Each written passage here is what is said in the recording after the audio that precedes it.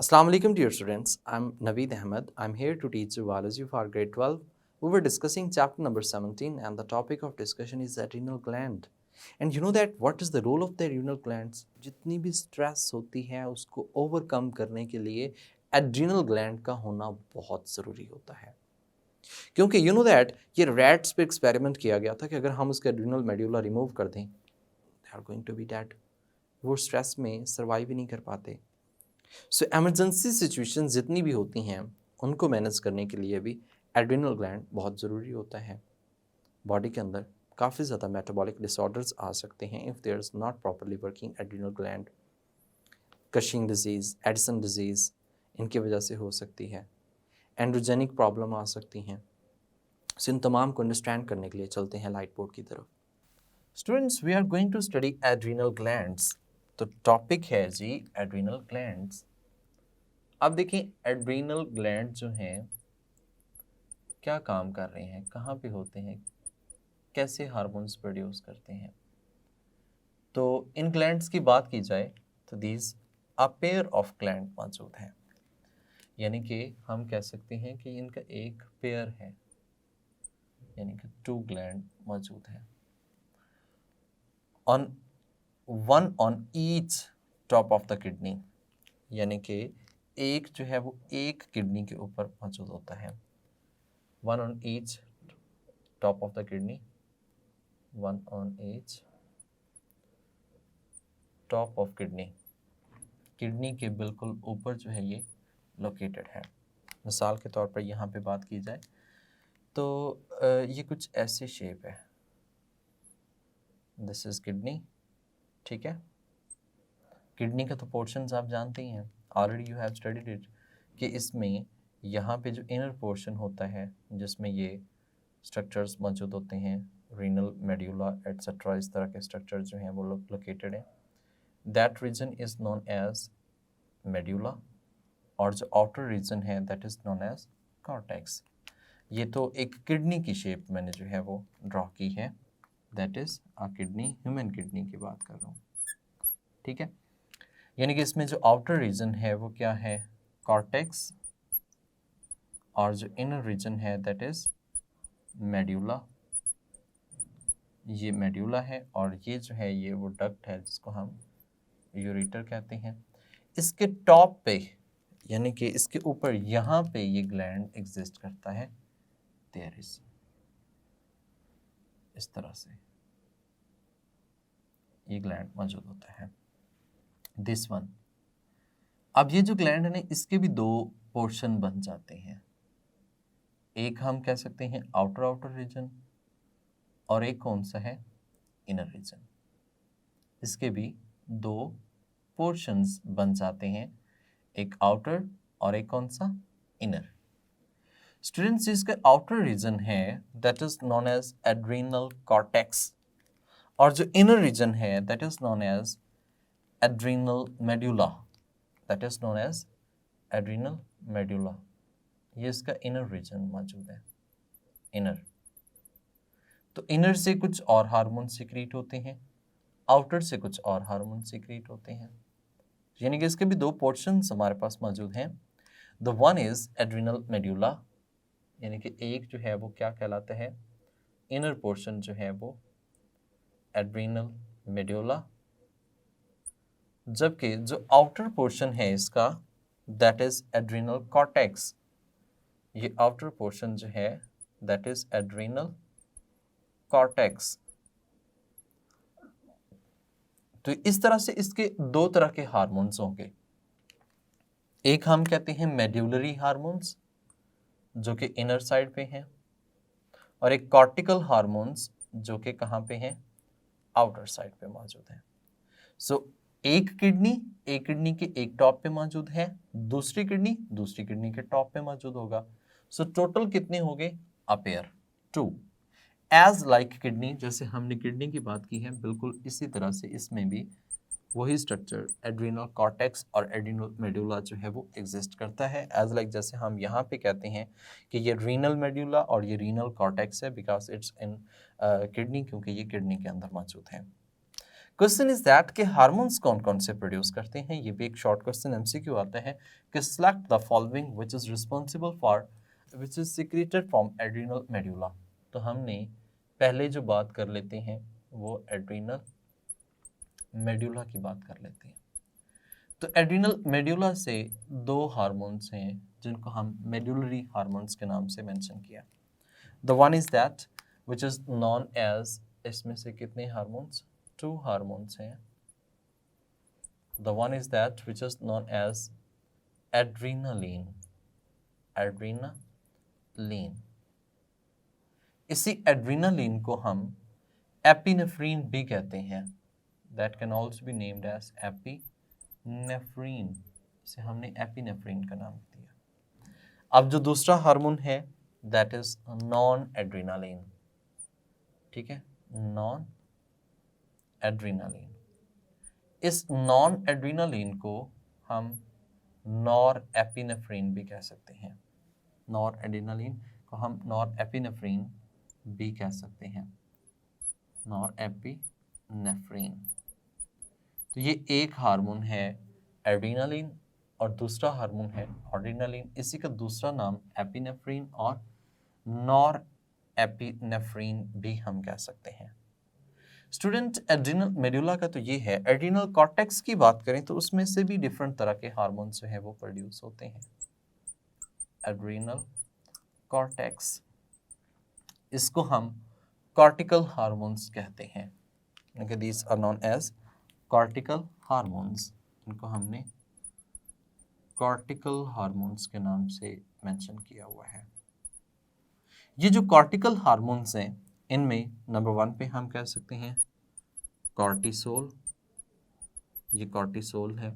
Same as it is corticosterone, ये basically हम जब पढ़ेंगे ना तो आपके इसके डिफरेंट फंक्शंस जो हैं वो भी समझ में आएंगे। कॉर्टिकोस्टेरोन है, सेम इसमें एल्डोस्टेरोन है, ग्लूकोकॉर्टिकॉइड ये डिफरेंट तरह से है, एल्डोस्टेरोन, इसी तरह से इसमें है टेस्टोस्टेरोन, इसमें जो है वो एंड्रोजेनिक हार्मोन जो हैं वो भी प्रोड्यूस होते हैं, यानी कि इसमें एंड्रोजेनिक हार्मोन जो हैं वो भी प्रोड्यूस होते हैं, एंड्रोजेनिक हार्मोन्स वो भी प्रोड्यूस होते हैं। अब यहाँ पे देखिएगा ये जो इसमें हमने कॉर्टिसोल, कॉर्टिकोस्टेरॉइड्स, एल्डोस्टेरोन्स, एंड्रोजेनिक हार्मोन्स, ये डिफरेंट तरह के हार्मोन्स हैं, ये मोस्टली लिपिड इन नेचर हैं, यानी कि इनकी नेचर अगर देखी जाए तो लिपिड होती है। सो ये डिफरेंट तरह के हार्मोन्स जो हैं वो एड्रिनल कॉर्टिकल से रिलीज होते हैं, तो ऐसे हार्मोन्स को हम कॉर्टिकल हार्मोन्स भी कह सकते हैं।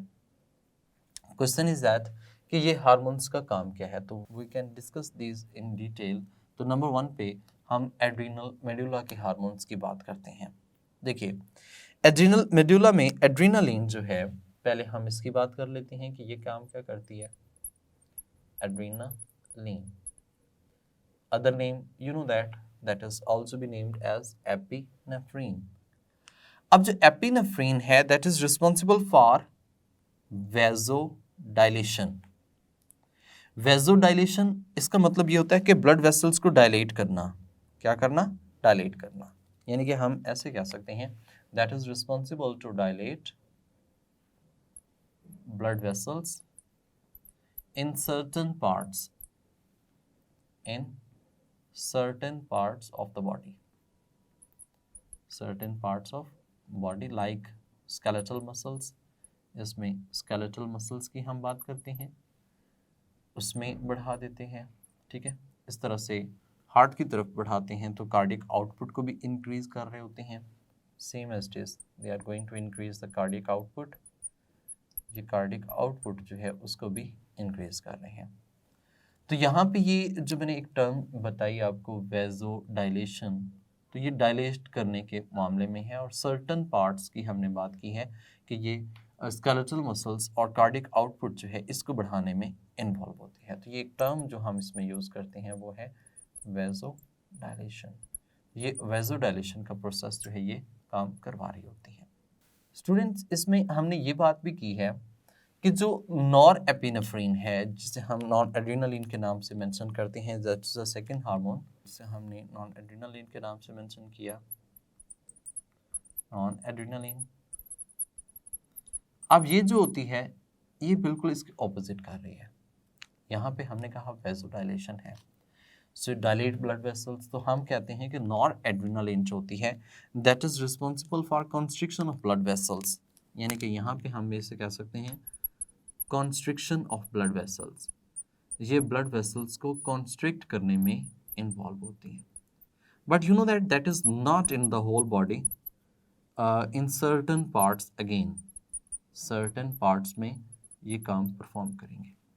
अब सर्टेन पार्ट्स कौन से हो सकते हैं, उसमें गट है मेनली, ताकि वहाँ पे डाइजेशन को क्या किया जा सके, इनहिबिट किया जा सके। अब जब हम इसकी बात करेंगे तो ये गट में जो है वो वहाँ पे हम कह सकते हैं कि ये ब्लड वेसल्स को कॉन्स्ट्रिक्ट करवाएंगे, कॉन्स्ट्रिक्ट करवाने से उसकी तरफ ब्लड फ्लो जो है वो कम हो जाएगा। सो इन शॉर्ट आप ऐसे कह सकते हैं these are responsible for vasoconstriction, ये वेजो कॉन्स्ट्रिक्शन के लिए इस्तेमाल होती हैं।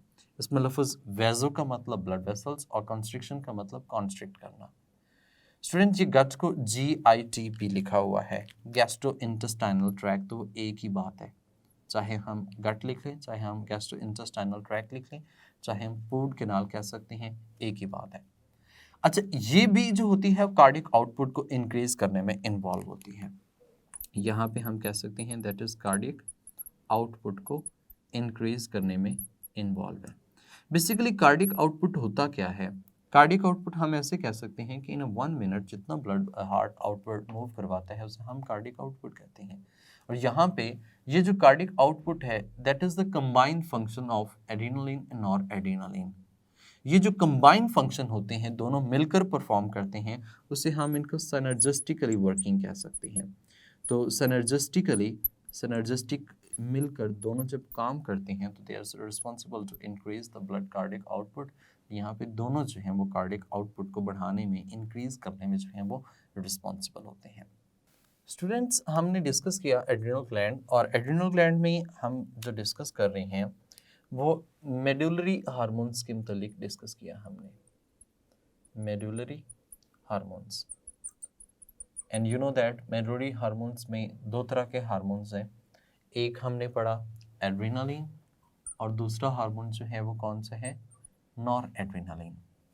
जब हम एड्रेनालिन के मुतालिक पढ़ रहे हैं तो हमने एक मेन बात की कि ये वेजो डायलेशन में and that is in vasoconstriction, but in certain parts, यहाँ की बात की जाए तो dilate blood vessels in certain parts of the body like that skeletal system, skeletal muscles को, जिससे उसकी कार्डियक आउटपुट भी इंक्रीज करवाने में रिस्पॉन्सिबल है। और ये जो डायलेशन ऑफ ब्लड वेसल्स ये वेजो डायलेशन कहलाती, ताकि वहाँ पे ब्लड फ्लो जो है वो ज़्यादा करवाया जाए। जबकि नॉर एड्रेनालिन जो है ये constriction of blood vessels in certain parts of the body like that GIT और गट, तो ये भी सर्टन पार्ट्स में होते हैं, तो ये भी वेजो डायलेशन, ये कार्डियक आउटपुट को इंक्रीज कर रही। तो दोनों का बेसिकली सिनर्जिस्टिकली फंक्शन होता है कार्डियक आउटपुट को इंक्रीज करना, एक जगह पे कम करना, दूसरी जगह पे ज़्यादा करना। इससे क्या होगा, इंक्रीज्ड ब्लड प्रेशर, दोनों की वजह से ब्लड प्रेशर जो है वो क्या हो जाएगा, इंक्रीज हो जाएगा। ठीक है, तो यहाँ पे हम कह सकते हैं कि मेडुलरी हार्मोन जो है that is responsible to increase blood pressure, क्योंकि दोनों का काम बेसिकली कार्डियक आउटपुट और कार्डियक आउटपुट की वजह से ब्लड प्रेशर बढ़ना होता है। जबकि यहाँ पे तो हम कह सकते हैं कि इस तरफ ब्लड फ्लो कम कर रही है, दूसरी तरफ ब्लड फ्लो जो है वो ज़्यादा हो रहा होता है। अच्छा, इनका एक और काम भी होता है, और काम हम इस सेंस में कह सकते हैं these are responsible to break down liver glycogen into glucose. तो लिवर ग्लाइकोजन जो होती है इसको कन्वर्ट करता है किसके अंदर, ग्लूकोज के अंदर। ये जो ग्लूकोज है इसको फिर हम दोबारा जो है वो आगे यूटिलाइज कर सकते हैं फॉर एनी पर्पस, किसी भी पर्पस के लिए। हम ऐसे भी कहते हैं दैट री enforce activity of sympathetic nervous system, यानी कि जो सिंपैथेटिक नर्वस सिस्टम है उसकी एक्टिविटी को इंक्रीज कर देता है, sympathetic nervous system. Students you know that कि ये ऐसा हो क्यों रहा है, किसके रिस्पॉन्स में मेडुलरी हार्मोन्स वर्क करेंगे? तो दैट इज बेसिकली जो इसका एक्टिवेटर है, that is activator is stress. तो इसका एक्टिवेटर क्या है? स्ट्रेस है। Activator of medullary hormones that is stress. Stress में क्या चीज़ें आ जाती हैं? देखिए, स्ट्रेस में हम कह सकते हैं कि एक तो फियर, फ्लाइट रिस्पॉन्स जो होता है, इस तरह से हम कह सकते हैं डर जाना, फ्राइट, डर जाना, और सेम एज इट इज़ ये फियर, फ्लाइट, फाइट या फियर इस सेंस में आ जाता है। ठीक है, स्ट्रेस में और भी चीज़ें हैं जैसे कोल्ड, ठीक है, कोल्ड, ज़्यादा हीट का लग जाना, ये भी सेंस में हो सकता है। अदर कोई भी किसी भी तरह की स्ट्रेस हो जाती है जिसमें हम मोस्टली फील करते हैं कि हमारी भूख ख़त्म हो जाती है, क्योंकि डाइजेशन जो होती है वो प्रॉपर्ली स्टॉप हो जाती है। जब डाइजेशन स्टॉप हो जाती है तो इस वजह से ये सिंपैथेटिक नर्वस सिस्टम वर्किंग करती हैं, और जब ये वर्किंग करता है तो ये काम जो है वो स्टॉप हो जाता है। सो अब हम इसके अगर डिसऑर्डर्स की बात करें तो डिसऑर्डर यू नो दैट, हम जब इसके डिसऑर्डर की बात करते हैं तो डिसऑर्डर इसका बहुत रेयर है, लेकिन फिर भी हम ये कहें कि अगर एक्सेस अमाउंट है, एक्सेस अमाउंट, तो एक्सेस अमाउंट में that is responsible to increase blood pressure. ये ब्लड प्रेशर को इंक्रीज करने के लिए रिस्पॉन्सिबल होते हैं। स्टूडेंट्स यू नो दैट कि लेबॉर्ट्री के अंदर एक एक्सपेरिमेंट परफॉर्म किया गया। उस एक्सपेरिमेंट में हमने उनका एड्रीनल मेड्यूला रिमूव कर दिया, यानी कि जब हम रैट के ऊपर एक्सपेरिमेंट परफॉर्म किया गया, उसका एड्रीनल मेड्यूला जो है वो रिमूव कर दिया गया। एड्रीनल मेड्यूला सर्जिकली रिमूव किया हमने, रिमूव्ड। जब इसका एड्रीनल मेड्यूला रिमूव कर दिया, that is unable to withstand with stress, unable to withstand with to stress। तो स्ट्रेस बियर नहीं कर पाया, डेड हो गए, क्योंकि बेसिकली जो हमारा मेडुलरी हार्मोन है ये स्ट्रेस की सिचुएशन में ही हमें सर्वाइव करने में हेल्प करता है, क्योंकि उस वक्त हमें ग्लूकोज रिक्वायर्ड होता है, ब्लड प्रेशर ऑटोमेटिकली हार्ट, जैसे आप मतलब डरते हैं तो आपकी हार्ट बीट तेज़ होती है तो ब्लड प्रेशर भी तेज़ हो जाता है, कार्डिक आउटपुट को बढ़ाया जाता है, मसल्स इनमें एनर्जी ब्लड फ्लो ज़्यादा करवा दिया जाता है, और जो unnecessary like that gut GIT उनमें ब्लड फ्लो कम करवा दिया जाता है। तो इस तरह से ओवरऑल हमें स्ट्रेस की सिचुएशन में सर्वाइव करने के लिए, हेल्प आउट करने के लिए एड्रिनल मेड्यूलरी हार्मोन्स बहुत इंपॉर्टेंट रोल प्ले करते हैं। सो इमरजेंसी सिचुएशन में यही हार्मोन्स जो हैं वो इन्वॉल्व होते हैं। हम यहाँ पे ये भी कह सकते हैं कि ये सिंपैथेटिक नर्वस सिस्टम की एक्टिविटी को बढ़ा रही हैं, और वो सिंपैथेटिक नर्वस सिस्टम तो आपका जितना भी है वो इमरजेंसी सिचुएशन को कंट्रोल करने में इन्वॉल्व होता है। नेक्स्ट हम बात करते हैं कॉर्टिकल हार्मोन्स की। अब देखिए students, cortical hormones you know that जो कि कॉर्टेक्स से, एड्रिनल कॉर्टेक्स से रिलीज होते हैं। ये जो कॉर्टिकल हार्मोन्स हैं इनका नंबर डिफरेंट है, और इनका रोल भी एक तरह से डिफरेंट हम कह सकते हैं, but one of them hormone is androgens. हम पहले एंड्रोजेंस की बात कर लेते हैं। एंड्रोजन एक हार्मोन है, एंड्रोजन। ये जो एंड्रोजेंस होते हैं ये वेरी स्मॉल अमाउंट में मेल और फीमेल दोनों में सीक्रेट होते हैं, that is in very small amount में, इनकी बहुत कम अमाउंट कंसंट्रेशन होती है, अमाउंट में secreted in both male and female, यानी कि दोनों मेल और फीमेल के अंदर जो है ये सीक्रेट होते हैं, मेल एंड फीमेल। अब देखिए मेल और फीमेल में क्या क्या काम करते हैं, तो बेटा स्टूडेंट्स दोनों में सेम काम करते हैं। कैसे? देखिए दोनों में क्या काम कर रहे हैं, these are responsible for development of male secondary sex characteristics, development of male secondary sexual characteristics, secondary sex characteristics. ठीक है, अब देखिए ये जो development of male secondary sex characteristics हैं, इसमें आता क्या क्या है। अब एक तो मेल को हम आइडेंटिफाई करना चाहें तो हम उसके टेस्टिस से कर सकते हैं, ये उसका प्राइमरी सेक्स ऑर्गन है। उसके बाद सेकेंडरी क्या है, चेहरे पे बालों का आना, आवाज़ का भारीपन हो जाना, इस तरह से मसल्स का स्ट्रॉन्ग हो जाना, ये मेल की सेकेंडरी सेक्स कैरेक्टरिस्टिक्स होती हैं। अब मेल की जो सेकेंडरी सेक्स कैरेक्टरिस्टिक्स हैं, इनका development that is due to androgens, ये एंड्रोजेंस की वजह से होता है। और एंड्रोजेंस मेल और फीमेल में दोनों तरह से होते हैं। अब इसकी भी एबनॉर्मेलिटी जो होती है वो हम कहते हैं रेयर है। इसकी भी एबनॉर्मेलिटी जो है वो क्या है, रेयर है। एबनॉर्मेलिटी रेयर है। बट फिर भी हम कहें कि if there is tumour in the female, female में अगर ट्यूमर आ जाता है, if there is tumour in female, tumour on adrenal cortex in female, on adrenal cortex in female, तो फीमेल में एंड्रोजन की कंसंट्रेशन क्या हो जाएगी, बढ़ जाएगी। Increase androgens in female.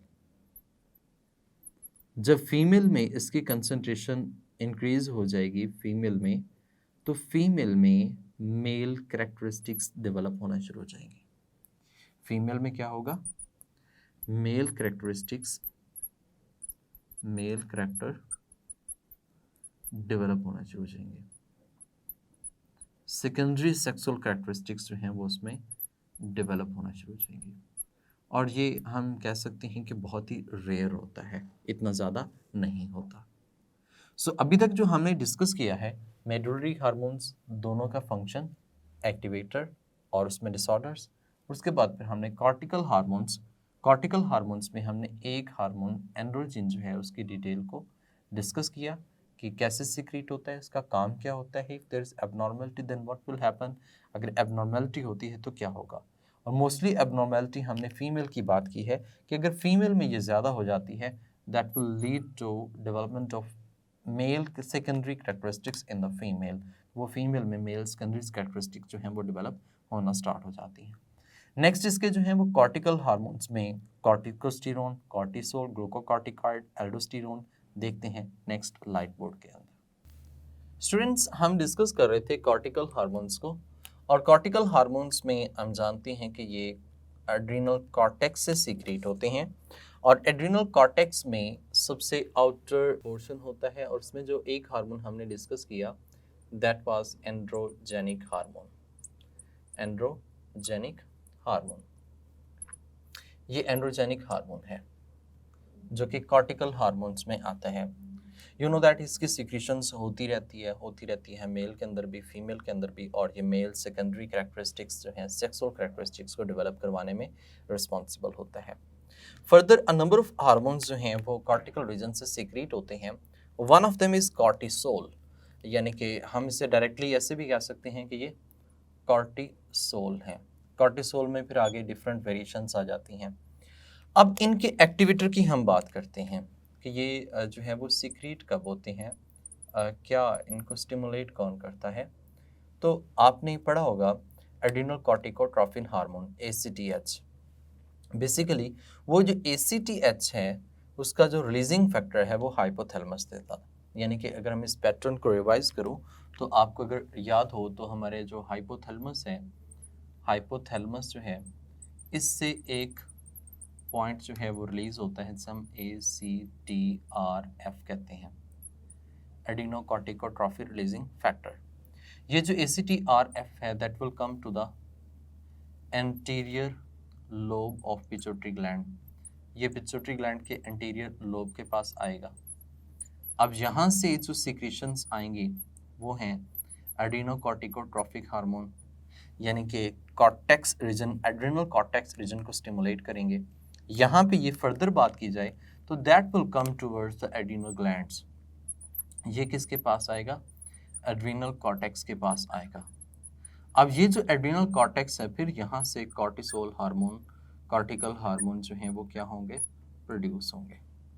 और मेनली हम यहाँ पे ये बात करते हैं कि जो हाइपोथैलेमस है बेसिकली यही डिटेक्शन और आगे वर्किंग में रोल प्ले करता है। तो जितनी भी स्ट्रेस की सिचुएशंस होती हैं उनको रेगुलेट करने के लिए, प्रॉपरली बैलेंस करने के लिए कॉर्टिकल हार्मोन्स इन्वॉल्व होते हैं।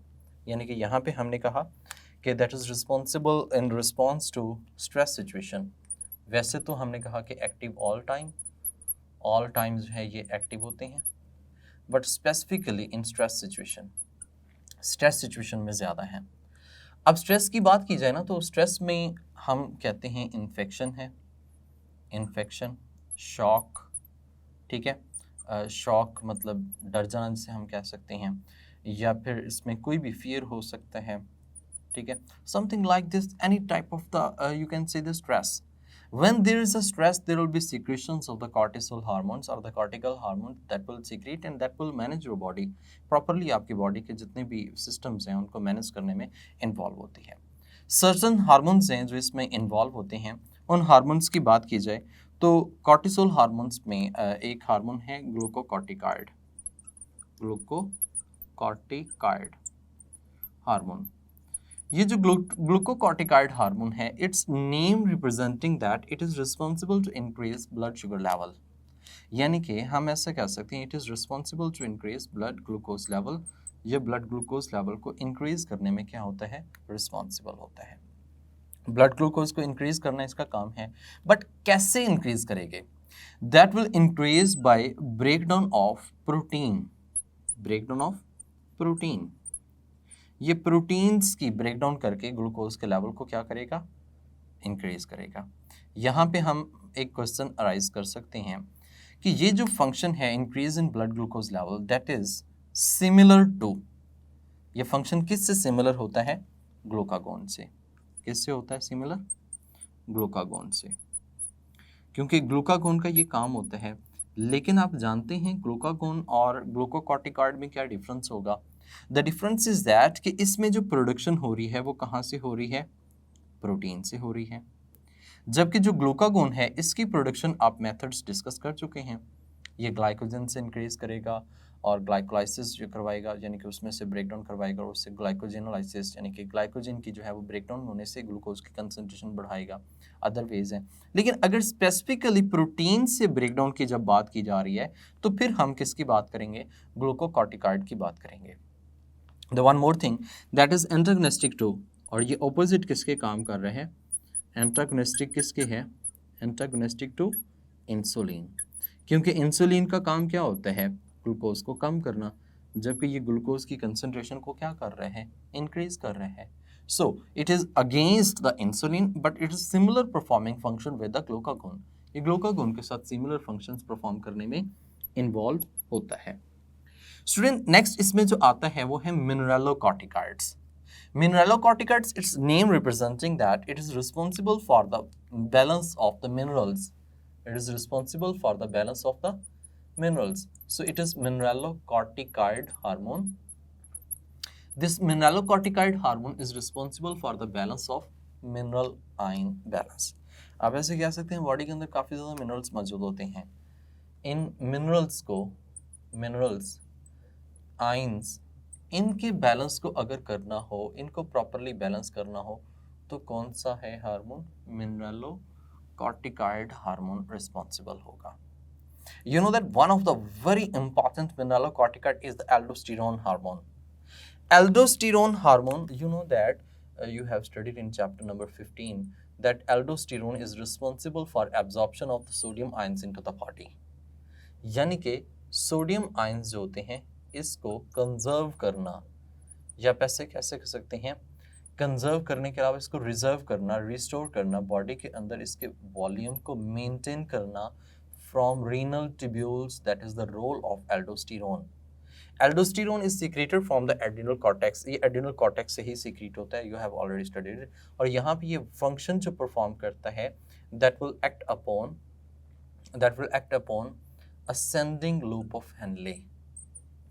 ये असेंडिंग लूप ऑफ हेनले पर क्या करेगा, वर्किंग करेगा।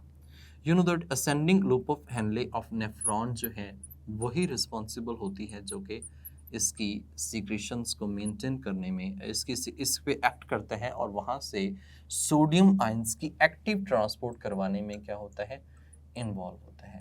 तो ये एक्टिव ट्रांसपोर्ट होती है और किस चीज़ की होती है, सोडियम आयंस की कहाँ से कहाँ होती है, रीनल ट्यूब्यूल से ब्लड के अंदर होती है। तो ये काम किसका है, एल्डोस्टेरोन का है। ठीक है, इट्स वेरी इंपॉर्टेंट, आप कह सकते हैं मिनरलोकॉर्टिकॉइड की कंडीशन में आता है। स्टूडेंट, जब हम इसकी बात करते हैं ग्लूकोकॉर्टिकॉइड और मिनरलोकॉर्टिकॉइड, तो कंबाइनली हम इसको कॉर्टिसोल के नाम से मेंशन कर रहे होते हैं, या आप ऐसे कह सकते हैं कि ये कॉर्टिकल हार्मोन्स होते हैं वो इसमें रिस्पॉन्सिबल होते हैं।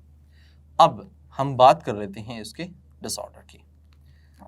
स्टूडेंट्स, जब इसके डिसऑर्डर की बात करेंगे तो इसमें या तो सिक्रीशन जो है वो ज़्यादा होंगी या फिर सिक्रीशंस क्या होंगी, कम होंगी, दोनों में चेंज आ सकता है। अब जब सिक्रीशंस ज़्यादा या कम होती है तो सर्टेन डिजीज़ होने के चांसेस होते हैं। हम यहाँ पे ओवरऑल कॉर्टिकल हार्मोन्स का जिक्र कर रहे हैं, not talking about a specific type of hormone in related to the aldosterone, glucocorticoid और mineralocorticoid. We are talking overall, हम ओवरऑल cortical hormones का जिक्र करते हैं कि if there's cortical hormones are decreased or in their secretions will increase, then what will be happen? अगर इनकी secretions यानी कि ऊपर नीचे होती हैं then क्या होगा? तो दो ही conditions हैं, एक में हमने कहा कि hypo secretions या hypo activity हो सकती है, under secretions भी हम कह सकते हैं, hypo activity या hypo secretions, वैसे टर्म्स यहाँ पे जो बेटर लगेगी वो हम कह सकते हैं under secretions, यानी कि इसकी अगर एक्टिविटी कम होती है तो यहाँ पे सेम एज इट हाइपर का वर्ड हम यूज़ करते हैं, या फिर इसको हम ओवर एक्टिविटी भी कह सकते हैं। हाइपर सिक्रीशंस हों तो क्या होगा, इफ़ देयर इज हाइपर या ओवर सिक्रीशंस होती हैं देन व्हाट विल हैपन, फिर क्या होगा। तो जाहिर सी बात है इसमें भी एक डिजीज़ होगी, इसमें भी एक डिजीज़ होगी, the disease named as Addison disease and in this name as Cushing's disease. इसमें हम जो नेम देते हैं उसका नाम है एडिसन्स डिजीज़, जबकि इसमें जो हम नेम देते हैं इसको हम कुशिंग्स डिजीज़ के नाम से मेंशन कर रहे होते हैं, Cushing disease. Students, that is possible when there is a disorder in the excess और लो सिक्रेशंस। इसमें हमने एक्सेस की बात की है और इसमें हमने लो की बात की है। If there secretions is low then what will happen, if their secretions excess then what will happen? Students, जब हाइपोसिक्रेशंस की बात करते हैं तो हमने बात की है एडिसन डिजीज की। क्वेश्चन इज दैट कि एडिसन डिजीज में ऐसा क्या होता है, what will happen. Now we will discuss in the Addison disease. हम एडिसन डिजीज की बात करते हैं, इसमें क्या होता है, क्या सिक्रेशंस है। स्टूडेंट, यहाँ पे एक बात नोट कीजिएगा कि अंडर सिक्रेशंस की वजह से हो रहा है। आप इसका काम देख लें, काम क्या है। काम ये है जी कि एक तो स्ट्रेस के सिचुएशन में सरवाइव करना, दूसरा हम कह सकते हैं काम ये है ग्लूकोज की प्रोडक्शन करवाना। हम यहाँ पे भी ऐसे कह सकते हैं कि इंसुलिन ग्लूकागोन के सिमिलर फंक्शन जो है वो परफॉर्म करवा रहा है। अब दूसरा हमने कहा मिनरल आयंस की बैलेंस में रिस्पॉन्सिबल है, एल्डोस्टेरोन सोडियम की कंसंट्रेशन को मेंटेन करने में इन्वॉल्व होता है। तो जब इसकी सिक्रीशंस कम होंगी तो क्या स्ट्रेस की सिचुएशन में सर्वाइव करने में हेल्प करेगा? नो। क्या प्रोटीन ब्रेकडाउन होगी ग्लूकोज के अंदर? नो। क्या आयंस मिनरल्स इनका बैलेंस होगा? नहीं होगा। सो अगर तो इसकी सिक्रीशंस लो है तो इसके ये काम नहीं होंगे, जब काम नहीं होंगे तो फिर डिजीज कौन सी हो रही है, एडिसन डिजीज। तो हम यहाँ पे एक टर्म कह सकते हैं, there is metabolic disturbance in this, metabolic disturbance हो जाएगी, मेटाबॉलिक डिस्टर्बेंस, क्योंकि आयंस इम्बैलेंस हो जाएंगे। हम यहाँ पे ये भी कह सकते हैं कि इसमें जो कंजर्व हो रहे हैं sodium ions that will not be restored, the loss of the ions, loss of ions, ions loss हो जाएंगे। स्पेशली हम ऐसा कह सकते हैं सोडियम आयंस जो हैं that will not restore, not reserve, या इनको हम रिस्टोर नहीं कर पाएंगे, that will loss from the kidney, ये किडनी से लॉस होना शुरू हो जाएंगे। ये भी प्रॉब्लम हो सकती है। स्ट्रेस पे काबू नहीं पा पाएंगे और स्ट्रेस हम पे ओवरकम होगी और इतनी ओवरकम होगी that will lead to death. इसकी वजह से क्या हो जाएगी? डेथ हो जाएगी। तो मतलब it is very important to be present in the body. ये तब होगा जब एड्रेनल कॉर्टेक्स को हम रिमूव करेंगे, या फिर आप ऐसे कह सकते हैं there will be no activity of the adrenal cortex hormones. Adrenal cortical hormones की एक्टिविटी नहीं होगी तो एडिसन डिसऑर्डर्स की तरफ जो है वो लेकर जाएंगे। And the other thing is that Cushing disease. अब कशिंग डिजीज में क्या होता है, अब हम जरा इसको डिटेल में डिस्कस कर लेते हैं, इसके सिम्टम्स को देखते हैं। कशिंग्स डिजीज, देखिए स्टूडेंट्स, हमने यहाँ पे जो बात की है कि ये फंक्शन परफॉर्म हो रहे हैं, अगर इसकी प्रोडक्शन ज्यादा हो जाएगी तो कशिंग डिजीज होगी। अब जब ज्यादा हो जाएगी तो फिर क्या प्रॉब्लम्स रिलेट करेंगे? सिंपल सी बात है, जब कंसंट्रेशन ज्यादा हो जाएगी तो ये जो breakdown of protein to glucose है ये बढ़ जाएगी। जब breakdown to protein to glucose बढ़ जाएगी तो यू नो दैट कि जो आपके मसल्स हैं, आपकी बॉडी में जो प्रोटीन एग्जिस्ट कर रही है, that will be broken down into glucose, और ग्लूकोज की कंसंट्रेशन बॉडी के अंदर बढ़ जाएगी।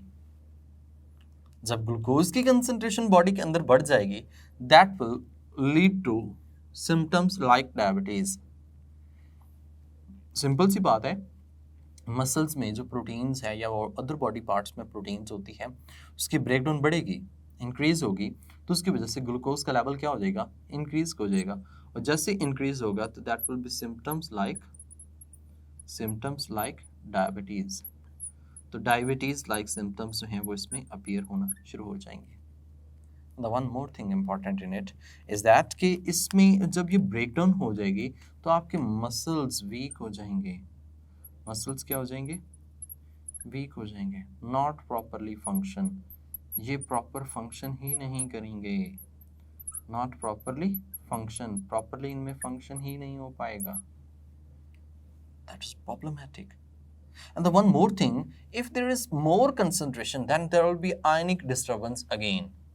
इनको भी डिस्टर्ब होना शुरू हो जाएगा। जब आयनिक डिस्टर्बेंस होगा तो डेफिनेटली मेटाबॉलिज्म क्या हो जाएगा? डिस्टर्ब हो जाएगा। तो यहाँ पे हम कह सकते हैं if there is more concentration then there will be ionic disturbance. Ionic disturbance होगी, और आयनिक डिस्टर्बेंस होने की वजह से मेटाबॉलिक डिस्टर्ब हो जाएगा। मेटाबॉलिज्म क्या हो जाएगा? डिस्टर्ब हो जाएगा, प्रॉपर नहीं रहेगा। And the symptoms which is just like the diabetes that will also gain different types of problems, ये different types of problems जो हैं वो उनको भी लीड करेंगे। यहाँ पे हमने ओवरऑल जो बात की है, ये बात की है कि कॉर्टिकल हार्मोन्स में एक तो एंड्रोजेंस है जिनके मतलब हमने डिस्कस कर लिया, कॉर्टिसोल हार्मोन्स इनके एक्टिवेटर हैं, तमाम टाइम होते रहते हैं। इन्फेक्शन, शॉक, फियर या एनीथिंग अदर प्रॉब्लम जो है उसमें ये स्ट्रेस की सिचुएशन में ज़्यादा कंसंट्रेशन सीक्रेट करते हैं। ग्लूकोकॉर्टिकॉइड हार्मोन जो प्रोटीन्स को ब्रेक डाउन करवाता है, और मिनरलोकॉर्टिकॉइड जो मिनरल्स आयंस की कंसंट्रेशन को मेंटेन करने में, स्पेसिफिकली इसमें एल्डोस्टेरोन का रोल होता है जो कि सोडियम आयंस कंजर्व रिस्टोर होने में इन्वॉल्व है।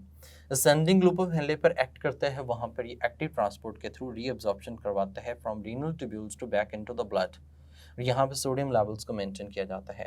Disorders are related to the cortical hormones. The one is that if there is a low production, if there is excess production, then what will happen? If there is low production, then we'll say that it is Addison disease, or excess secretions में that will be Cushing's disease. अब इन दोनों के symptoms जो हैं वो हमने separately जो है वो डिस्कस की, इसके सिम्टम्स भी डिस्कस की हैं, और इसके रिलेटेड जितने भी इसका आगे प्रॉब्लम हैं वो भी हमने इसको डिस्कस किया है। जी स्टूडेंट्स, उम्मीद करता हूँ कि आपको एड्रीनल ग्लैंड प्रॉपर तरीके से समझ आ चुका होगा।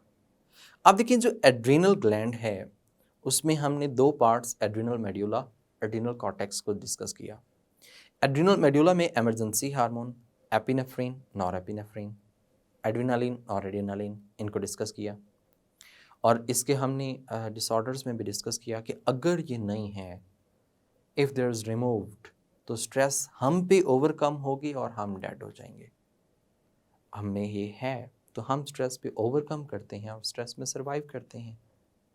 सेम अगर हम कॉर्टिकल हार्मोन्स की बात करते हैं तो अगर तो उसमें प्रॉब्लम आती है तो एडिसन डिजीज़ या फिर कशिंग डिजीज़ होगी। एंड्रोजेनिक हार्मोन्स की बात की जाए तो फीमेल में बहुत रेयर है, अगर ज़्यादा हो जाए then what will happen, what will be the conditions, you have understood properly.